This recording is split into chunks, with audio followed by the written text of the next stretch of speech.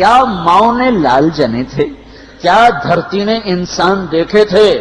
آج تک دنیا ایسا بادشاہ نہ دکھا سکی جو 22 لاکھ مربع میل پہ حکومت کر کے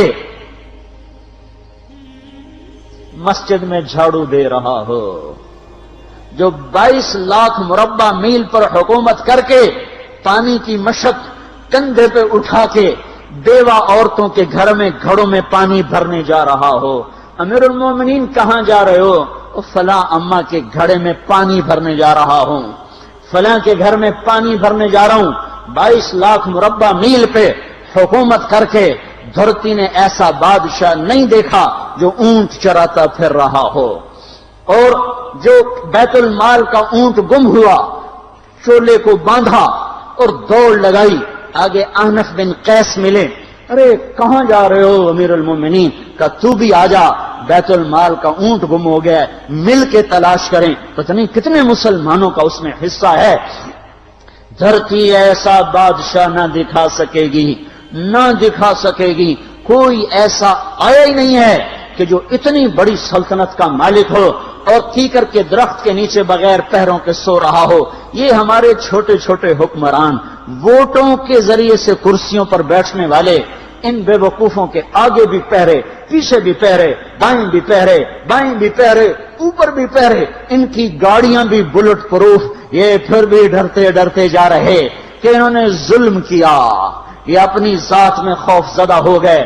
عمر نے اپنے نام کے ساتھ فاروق کا لقب آپ نے کہا عمر فرق بین الحق والباطل، عمر وہ عمر ہے جس نے حق اور باطل میں فرق کر کے دکھا دیا، اس لیے یہ فاروق ہے، اس نے حق اور باطل میں فرق کر کے دکھایا، یہ فاروق ہے۔ حسن بصری فرمایا کرتے تھے اپنی محفلوں کو عمر کے ذکر سے سجاؤ۔ حضرت عائشہ فرمایا کرتی تھیں عمر کے تذکرے کیا کرو کہ جب عمر کا تذکرہ ہوتا ہے تو عدل کا تذکرہ ہوتا ہے، جب عدل کا تذکرہ ہوتا ہے تو اللہ کا تذکرہ ہوتا ہے۔ کہ ہم عائشہ رضی اللہ تعالیٰ عنہا فرمایا کرتی تھیں اتنے بڑی سلطنت پر حکومت کرنے کے بعد اللہ کی راہ میں جانے والے مجاہدین کے گھر گیا کھڑا ہوا ہے، دروازے پہ دستک دے رہا ہے، بیٹی کوئی بازار سے سودا لینا ہو تو مجھے بتاؤ، تیرے گھر والا تو اللہ کی راہ میں ہے، میں تمہارے گھر کا سودا لے آؤں، کیا کیا چیز چاہیے؟ تم نے اپنے خامند کو خط لکھنا ہوگا، تم تو لکھنا نہیں جانتی، مجھے بتاؤ میں تیرے خامند کو تیری طرف سے خط لکھوں۔ اما تیرا بیٹا اللہ کی راہ میں گیا ہوا ہے، مجھے بتا میں تیرے بیٹے کے نام تیری طرف سے خط لکھوں۔ اتنی بڑی جس کے سامنے قیصر اور کسرا زیر و زبر ہو گئے، کج کلا، وہ زمین میں جا کے تہ خاک میں وہ سارے ہیرے لال جواہر، وہ زمین میں لوٹ پوٹ کرنے والا، کسرا کے تخت کو توڑنے والا اور روم کی طاقت کو توڑنے والا، آل ساسان کی طاقت کو توڑنے والا اور نوشیروان کے خزانے مدینے میں لانے والا اور خسرو پرویز کے خزانے مدینے میں لانے والا اور رومت الکبرا کے خزانے مدینے میں لانے والا خود اپنے کرتے میں 14 پیوند لے کے چل رہا ہے۔ 14 پیوند کے ساتھ کرتا ہے، مہینے میں 1 دن گوشت کھاتے تھے، وہ روٹی کھاتے تھے کہ عام آدمی حلق کے نیچے نہیں لے جا سکتا تھا۔ ہے سال کی ابتدا اس شخص کی شہادت سے ہوتی ہے جس کو اللہ نے وہ عزت دی۔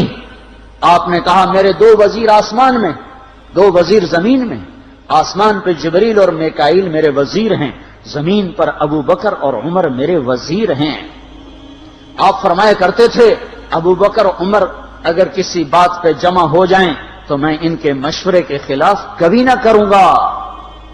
ابو بکر تیری مثال ابراہیم کی ہے، عمر تیری مثال نوح علیہ السلام کی ہے، ابو بکر تیری مثال عیسیٰ علیہ السلام کی ہے، عمر تیری مثال موسیٰ علیہ السلام کی ہے۔ آپ مسجد میں آئے، آپ کے دائیں طرف ابو بکر تھے، بائیں طرف عمر تھے، آپ اندر آئے اور کہا دیکھو اسی طرح قیامت کے دن ہم اٹھیں گے کہ میرے دائیں طرف ابو بکر ہوگا، میرے بائیں طرف عمر ہوگا اور ہم ہاتھوں میں ہاتھ دیے ہوئے اٹھائے جائیں گے۔ اور ایک حدیث میں آتا ہے اور میرے قدموں سے بلال کو اٹھایا جائے گا جو نکلتے ہی اذان دے گا، جس کے اسلام لانے نے اسلام کو اونچا کیا، جس کے اسلام لانے نے باطل کو پست کیا، جن راہوں سے عمر گزر جائے شیطان وہ راہیں چھوڑ دیتا تھا۔ عرفات کا میدان تھا، 1.25 لاکھ مقدس ہستیاں سامنے ہیں۔ میرے نبی نے فرمایا اس وقت میرا اللہ میرے سب صحابہ پہ فخر کر رہا ہے اور عمر بن خطاب پہ خاص طور پہ فخر کر رہا ہے، خاص طور پہ فخر ہو رہا ہے، عمر بن خطاب پہ خاص طور پہ فخر ہو رہا ہے۔ میرے بعد کوئی نبی ہوتا عمر ہوتا۔ عمر، میں نے رات جنت میں محل دیکھا، ایک اینٹ موتی کی، ایک یاقوت کی، ایک زمرد کی۔ میں نے پوچھا یہ کس کا ہے؟ کہا گیا ایک قریشی کا ہے۔ میں نے کہا میں قریشی ہوں، اتنا خوبصورت محل ہے، میرا ہی ہوگا۔ جب جانے لگا تو فرشتے نے کہا یہ آپ کے غلام عمر بن خطاب کا ہے۔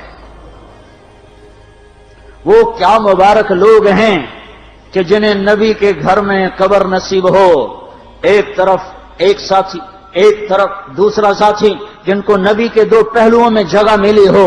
وہ کیسی عظیم ہستیاں، اتنی بڑی سلطنت کا مالک اور اتنے بڑے عدل کی نشانی بن کر مدینے میں مسجد میں بیٹھے رو رہے ہیں۔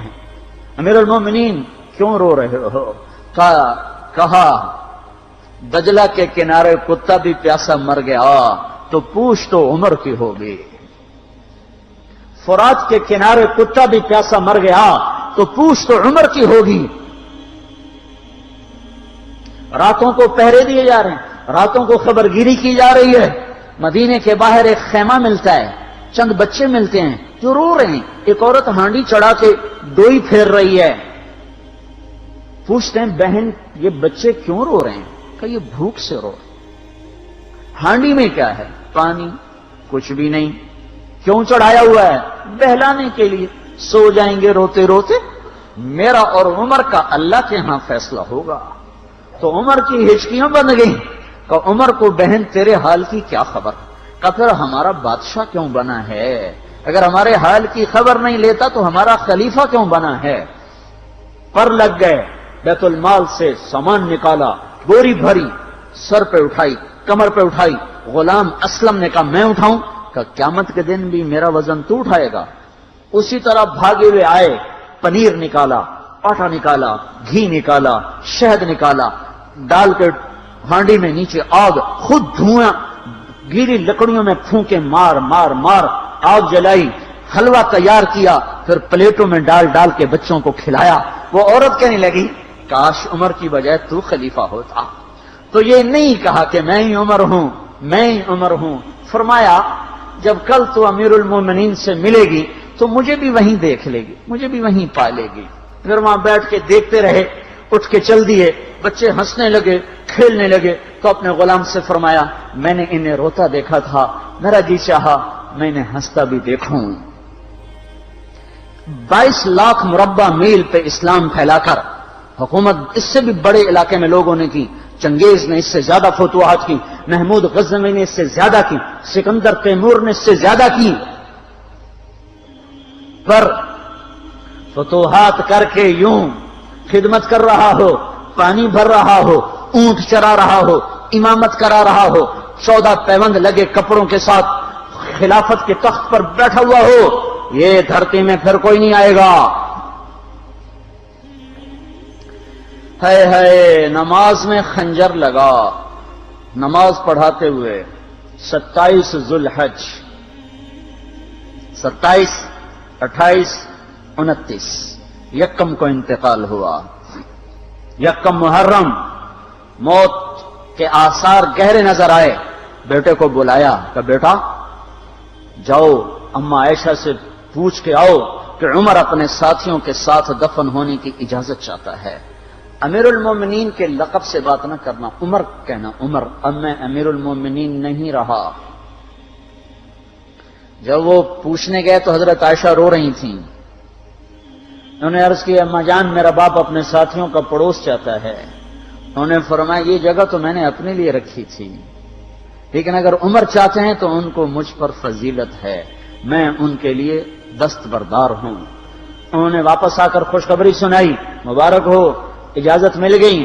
کہ نہیں شاید میرے شرم میں اجازت دی ہو، جب مر جاؤں تو مجھے دوبارہ دروازے کے سامنے رکھ کر پھر جا کے پوچھنا، اس وقت اجازت ملے تو پھر لے جانا، ورنہ مجھے بقی کی طرف لوٹا دینا۔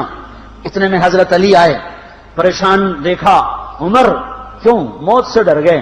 کہ نہیں، موت کے بعد کی گھاٹی سے ڈر رہا ہوں۔ کہ ڈرو نہیں، میرے ان کانوں نے سنا ہے اور اتنی دفعہ سنا ہے کہ میں گن نہیں سکتا کہ اللہ کے نبی فرمایا کرتے تھے ابو بکر اور عمر جنت کے بڑی عمر کے لوگوں کے سردار ہیں۔ آپ نے فرمایا تو اس بات کی گواہی دے گا؟ کہ میں بھی دوں گا، میرا بیٹا حسن بھی دے گا۔ امام حسن بھی ساتھ تھے۔ کہ میں بھی دوں گا، میرا بیٹا حسن بھی گواہی دے گا۔ پھر بھی ہے جو جنت کی بشارتیں لیے ہوئے ہیں، 10 مبشرہ، ابو بکر جنتی، عمر جنتی، عثمان جنتی، علی جنتی، طلحہ جنتی، زبیر جنتی، ابو عبد الرحمن بن عوف جنتی، ابو عبیدہ بن جراح جنتی، سعید بن زید جنتی۔ آپ نے نام لے کر گنے، نام لے کر گن کر کہا، سنو ابو بکر جنتی ہے، عمر جنتی ہے، عثمان جنتی ہے، علی جنتی ہے، طلحہ جنتی ہے، زبیر جنتی ہے، سعد بن ابی وقاص جنتی ہے، عبد الرحمن بن عوف جنتی ہے، ابو عبیدہ بن جراح جنتی ہے، سعید بن زید جنتی ہے۔ میں ان سے راضی ہوں، لوگوں ان کا حق پہچانو، میں ان سے راضی ہوں، میں ان سے راضی ہوں۔ کہ آپ نے فرمایا اگر تم نے ان کے بارے میں کسی ایک کے بارے میں بھی دل میں بغض لے کر مر گئے، اور تم نے اتنی بندگی کی تھی کہ سوکھ کے کانٹا ہو گئے تھے، روزے اتنے رکھے تھے کہ پیٹ کمر کو لگ گیا تھا، سجدے اتنے کیے تھے کہ تمہارے ماتھے اور گھٹنوں پر پتھروں جیسے نشان پڑ گئے تھے، اتنا کچھ کر کے ان 10 میں سے کسی ایک کا بغض لے کر اگر تم مر گئے تو اللہ تمہیں منہ کے بل جہنم میں گرا دے گا۔ لوگوں میں ان سے راضی ہوں، ان کا حق پہچانو۔ جن کو اللہ بھی رضا کے پروانے دے رہا ہو، جن کو اللہ کا رسول رضا کے پروانے دے رہا ہو، جن کو وزارت کا شرف مل چکا ہو، نبی کے پہلو میں قبر جن کی بننے کا اعلان ہو چکا ہو، وہ موت پر کیا کہہ رہا ہے؟ موت پہ کیا کہہ رہا ہے؟ اپنے بیٹے سے کہا میرا سر زمین پہ ڈال دے۔ ان کی گود میں سر تھا عبداللہ بن عمر، تو انہوں نے گود سے ہٹا کر پنڈلی پہ رکھ لیا، یہاں رکھ لیا۔ چلے گئے، کیا کہہ رہا ہوں سنتے نہیں ہو، زمین پہ ڈال دو۔